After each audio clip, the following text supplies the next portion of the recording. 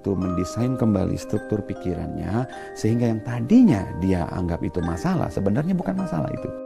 Dan kalaupun dia anggap itu sebagai hambatan, bagaimana dia merestrukturisasi kembali pikirannya, dia desain ulang, sehingga dia menemukan solusi.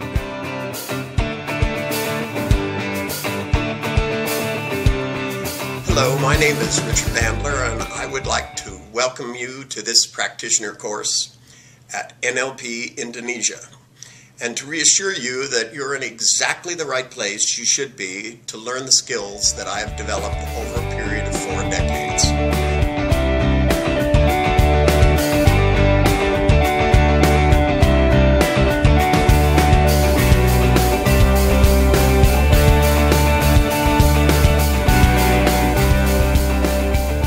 I know Mr. Hing already for quite a few years. I met him in 2004 the first time, and already in 2004 I recognized that he knows so much about the topic of NLP, about his trainings, that I was amazed, and we had really good discussions about what he knew about, and I could learn a lot from him already at that time.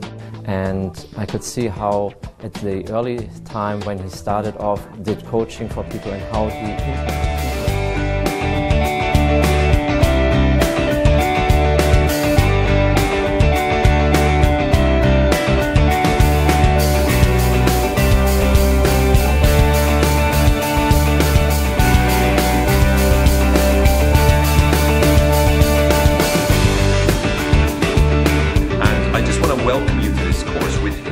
have an incredible time.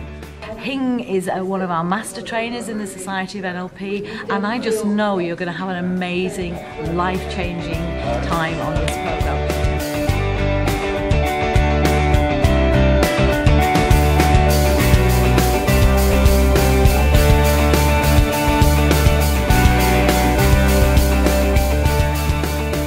Dan setelah saya ketemu NLP sekitar 10 tahun lalu gitu ya, langsung ada sesuatu dalam diri saya mengatakan ini metode yang paling cepat, paling praktis dan paling menyenangkan. Karena ada orang yang mengatakan perubahan itu menyakitkan, lama gitu ya. Dan NLP memberikan sesuatu kepada saya bahwa tunggu dulu, perubahan itu bisa menyenangkan kok. Hanya saja bahwa kita berubah itu ada yang kita sadari, ada yang kita enggak. Nah sekarang bagaimana kalau kita berubah secara sadar tapi ke arah yang kita mau? Hing ini cocok dengan apa yang saya butuhkan, karena saya lihat Hing ini termasuk seorang trainer yang cukup ekologis, Mbak.